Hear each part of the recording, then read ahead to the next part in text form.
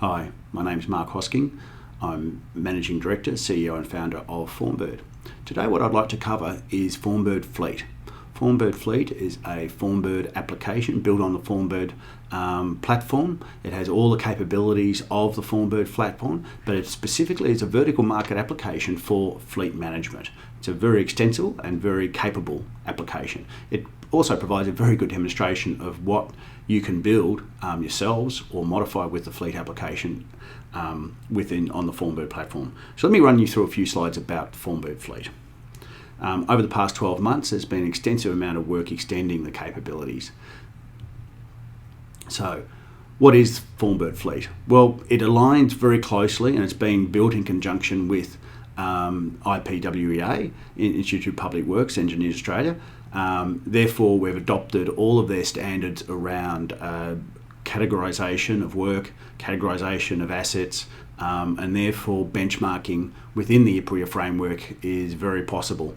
It's an extensive alignment to the whole IPWA management protocols.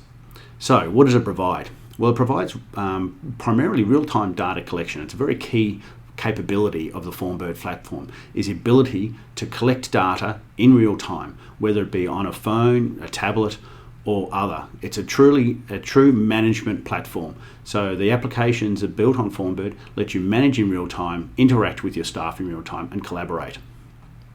So mobility, collaboration, and real time are a key factor of this entire application and the platform itself. You'll see within the application the use of photography, video, and interacting with all staff. So the actual technology or the actual fleet application, it covers a broad brush of fleet management, complete end-to-end life cycle of your fleet assets. It automates and processes data in the central repository and lets you collaborate with that data between all stakeholders. Those stakeholders may include the fleet management group, the workshops themselves, the technicians, but more interesting, suppliers, operators, and operational supervisors. So people that are involved, this may also include third parties such as dealers and external workshops that will interact directly with their subset of information and data in real time, again providing a complete closed loop or a complete loop of information that you require to operate your fleet efficiently, effectively. So here's a quick summary of the key capabilities of the current version. As I demonstrate today, please do not think it's the extensible and complete demonstration. There are a lot of features I will not be able to get through in this presentation, and also with the speed of development and improvements as we get feedback from customers, etc. The version I'll demonstrate today will already be out of date by tomorrow. So it's a very exciting environment to be living in with an application like the Formbird Fleet. So in basic forms, in terms of what it does for a fleet manager, provides you with the basic asset register, time materials management, inventory management, the financials and costings and expenses around the fleet, fuel management, uploading of fuel, plant hire management, internal short-term and long-term store hire, so internal rates of chargeback, etc. Pool vehicle management, externally hired plant management, plant replacement. We have we've integrated, or as part of this current version, there is a risk-based plant management program, which covers takes a risk-based approach in terms of how you should be adopting and how you can extend the life of many assets by simply taking a risk-based approach rather than simple the traditional best cost or cost optimized pricing. Daily driver check sheets, and therefore you're able to interact with your operators directly. This can also then be integrated with the GPS and telematics. Therefore, alerts can occur when a daily driver check sheet on a certain vehicle has not been completed and yet being driven. The telematics also then can feed into your scheduled planned maintenance, etc. Simple things like training and competency management, and that training and competency management then feeds into competency to perform certain work order tasks as well. Or even operating those vehicles through the daily drive check sheet. If you don't have the competency to operate a vehicle and you're completing a daily drive check sheet, then the system will know that you shouldn't be operating that vehicle. So it's a very integrated solution, end to end, not just managing the workshop, but managing the fleet as a whole. Accident infringement management as well. What I'll do is I'll dive straight into the software. We'll run through many of the key aspects of it, and that'll provide you a very good understanding, or at least overview, of what it's capable of doing. So let's dive in and perhaps have a look at an asset specifically. Here's a list of assets. Now we have over 70 profiles for assets, or what we call templates. They are very flexibly defined. In fact, you can define your own template. These templates and modify the data that's collected on any one asset class. This means that you'll notice that any form involved in a Formbird application reduces the amount of data entry required by staff to the minimum, which means that you're achieving the cleanest possible data collection, because staff are not having to ignore fields, misinterpret fields. Essentially, we bring it down to the absolute minimum at all points in time, which is good for clean data, good for staff for staff time, and results in a far more powerful result. So let me drive down to a particular vehicle. Here we're presented with the initial summary of the vehicle. The initial summary of the vehicle provides a quick overview. From this point of view, I can create what we term a service request or request. A service request, and there are a number of them, about 15, 20 service requests. Service request comes from the point of view of the customer. It is managing what needs to be done, what the issue is, maybe not technically, but what has been reported. It manages the process overall. Underneath a service request are the work orders. Each work order is a unit of, or a specific task or specific piece of work that's been performed. Under this summary here, we have a quick summary of the vehicle. We have potentially images of the vehicle, and this is the primary images. You'll notice that throughout the applications, work orders, work request, etc., very much incorporate imaging. We see that taking photos and documenting the process through photos is both easier, but also provides far better understanding of what's going on with your assets. If I dive down to, say, an asset summary, I can here look at the overall, if you like, from a perspective of an individual asset. I can look at the allocation history, who's it been allocated to, operational history in terms of repairs and works, the reasons for the different types of work, the financials in terms of income and expenses, as well as utilization. Utilization, we try and adopt a very concise capability with our utilization. Every vehicle has a nominated working hours, and any work performed on a vehicle outside of that working hours is not considered to be downtime. So we attempt to, and we do create very accurate utilization rates. From here, we can look at the full detail of a particular asset class. Here we're looking at that heavy vehicle, the 2496. Within that, we have the generic classification, which goes against all assets, and then we work our way down into the specifics. Therefore, any one asset will have very specific details that relate to that type of asset. And if you have assets that don't fall within our 70 or 80 specific asset types, you can add to them, you can modify, you can clone one of the current assets and add the details or remove details that you don't see required. Again, ensuring that the collection of data is always at a minimum, and therefore it's more concise, and therefore it's more likely to be accurate, as staff will realise that it requires to be collected. From here we have the financial details. All of these detail then feeds also into our risk-based evaluation.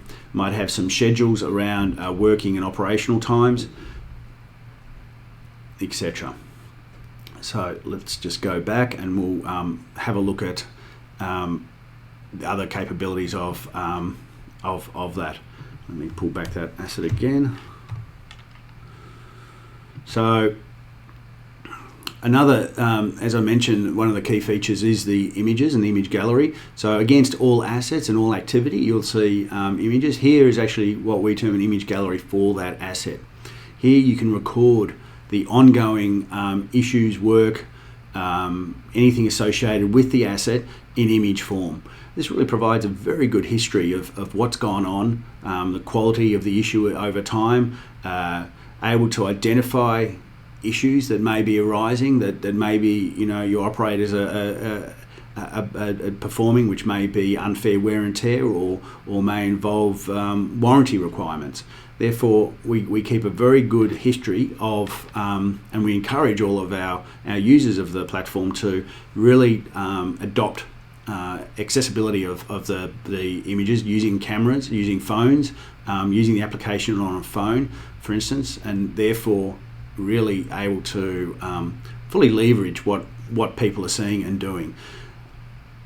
As with all Formbird applications, the complete environment is mobile ready, so the actual application will fully function on any device, whether it be a phone, tablet, iOS, Android, and it will just simply scale and reflect the device size. Therefore, very powerfully you can leverage the full application on any mobile device. So let's start looking at some of the other capabilities and features of the application. Some other items within so listed below here, I'm looking at the moment at the system administration menu. These are some 50 standard reports and dashboards that are available, immediately available. You can add to these using the Formbird reporting tool, or you leverage third-party reporting tools like Power BI or others to access and report on data. If I look at any one of these reports, all reports will have a set of criteria for which you're looking at. They're all extensively interactive, and you can add and remove and play with the data. You can potentially drill down to individual pieces of data, and there's an extensive list of reports. All reports you can copy or take it, dump it to Excel and manipulate and I suppose further drill down on that specific set of data. Other reports within the platform includes dashboards. We extensively use dashboards for specific tasks. So for instance, here we have a all workshops dashboard, and they can be used by operational management staff to look at specific points of view. So here I'm looking at it from all workshops. So I'm looking at all the workshops, what the availability, what's in stock, and what activity is going on. Alternatively, I may navigate to, say, a specific dashboard. In this case, this is a supervisor dashboard, in which case we're looking at it from a perspective of a supervisor. We have technicians dashboard, supervisor dashboard, and external suppliers or external works dashboard. Each of them have a limited view based on their security profile, access to information, and also what they need to see to do their job. They're not cluttered with information that is perhaps irrelevant to the task at hand at that point in time. So I can quickly click and interact with any of this by clicking, say, open. So that drives me to the open. I can look at deferred items, and that'll limit that list to deferred. So let me go to the open. I now see all open work requests that are currently in the workshop that are relevant to me. I may have a set of rosters which are looking at the allocation of work to either an individual mechanic or to a specific workshop. Here, because I'm a workshop supervisor, I'm actually looking at the workshop level. I then have availability. So what staff are available to me at this point in time. So part of timesheeting is not just the ability to record time allocation and cost allocation. It also helps in that real-time management of staff. You can very instantly see who has essentially clocked on, who's available for work, who is either in the workshop at this point in time, or who is not. We can create special monitoring. So you may have a work order that's been completed, and you may want to monitor that specific issue. it's gone back out. In this case, it's a water pump. Perhaps it was noisy. Perhaps there was not one available to replace, yet we've deemed it safe enough to for the vehicle to be returned and back on the road. But we can monitor that, so we can set up special monitoring, and we have stock. Let's go back and have a look at perhaps a work request. So the work request then contains work orders. As I mentioned, the work request itself is primarily focused from the customer's perspective. So when did the customer drop it off? From their perspective, when did it go into progress, completed, and when was it picked up, and when was it closed? Okay, so that's from the customer's perspective. Underneath that, you may have one or more work orders, and the work orders are specific elements of work that's being performed. That's where the costing's done, that's where timesheets are allocated to, but they roll back up, of course, to the work request. So all data on the work order is rolled back up to the work request. So here's the asset that I'm currently working on, identified again by imagery. The repair type also drives specific data collection. So depending on the repair type, combination with the asset type will determine the type of or the work that's the specific data that will be collected for this work order. It also then drives things like the actual details. Extensively within the application, everything is driven by drop downs and check lists to really avoid any free text, which is really should only be used for informational transfer. And we also hope that people use imagery for that rather than just free text. But my list of repair reasons and causes are all driven based on the fact that this is a work order relating to hydraulic systems. So everything's limited down. Those repair details are following the IPRIA standard, and therefore you can, and you'll see in those reports, all of the analysis is done around that standardization of the work completed, reason and cause. Okay, so you can really drill down and analyze what's going on with your fleet and perhaps what's going on with this individual vehicle based on that activity. You'll see that it's a relatively short piece of details. If I want to see more detail, I can unhide, and here I can see the complete repair history of that vehicle. So if I'm further investigating, similarly I might see materials or even show the work time, so the work effort. So as I record time, I'll record the work effort, and I'll see who started on what, how long the work was allocated to that.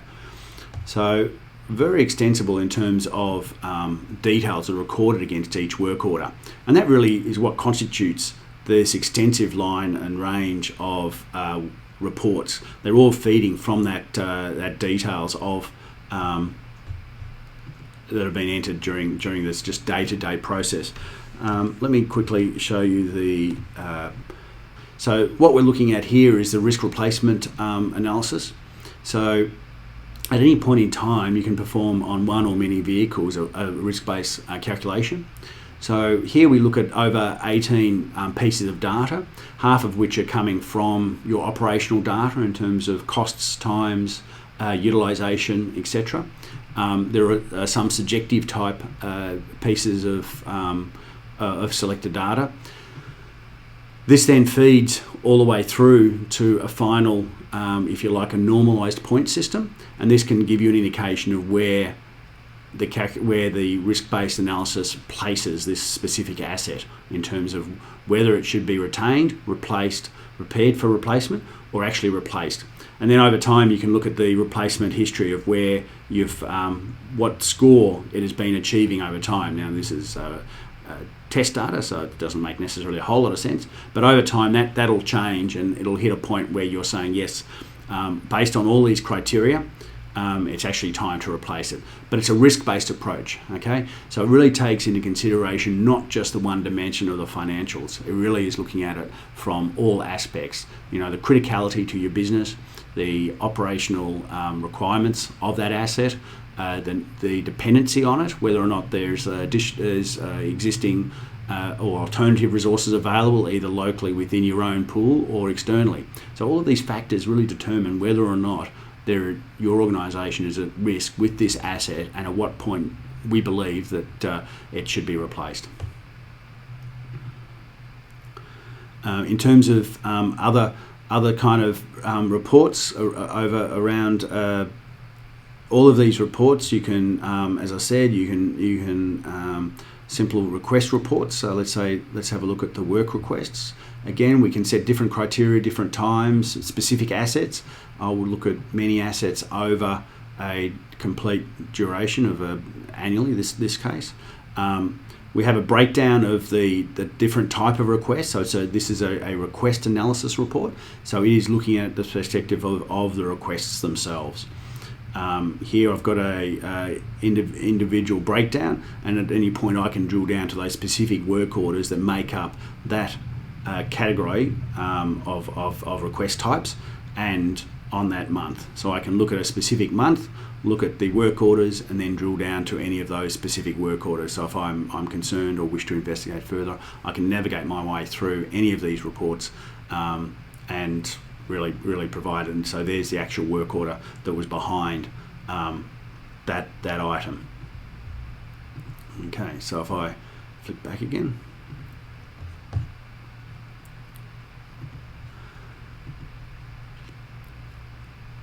Another important factor, or another important capability, is our warranty management. If we look at our specific work orders, each work order linking it to the asset. Each asset has its overall manufacturer's warranty for the entire asset, but then we also manage subcomponents and sub-elements. Therefore, if work is starting to be performed or is commencing against a work order that is on a specific subcomponent, whether it be an engine or transmission or whatever it might be, third-party supplied items.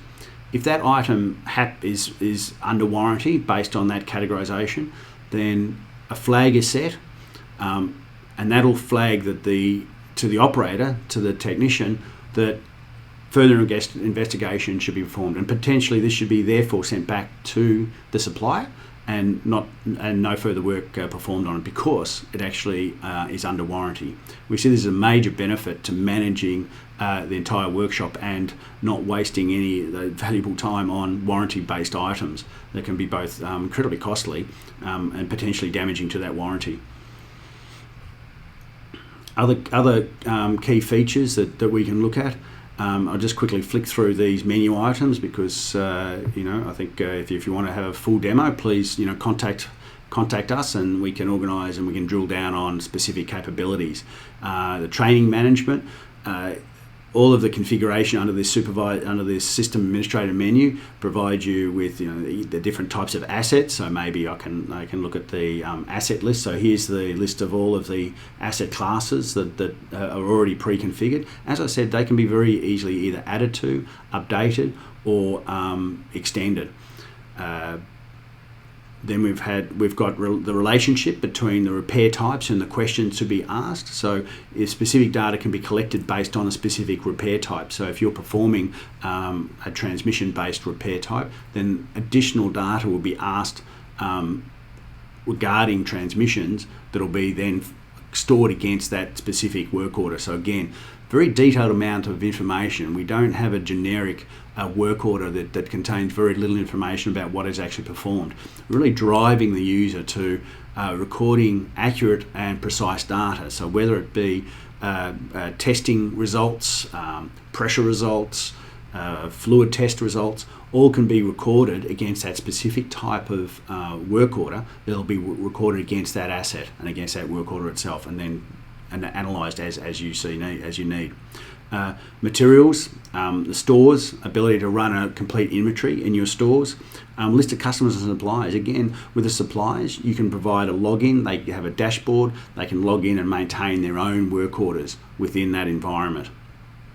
Administration, things like email templates. What does an email look like that goes out to these various people? How do alerts occur? When there's a bit of workflow triggered, to come and pick up the vehicle that's been completed. We automate all of those mundane processes for notification, communications, and management. good management today is about communications, and that's what Formbird is about. Formbird is moving the world from being a data repository and data management to a communications world. So we communicate through the software. So it needs to be an inherent part. The workflow of the application needs to be a very natural part of the workflow of your organisation, and therefore communications to your suppliers, to your customers, whether they be internal or external, needs to be all integrated in and amalgamated essentially into that one environment.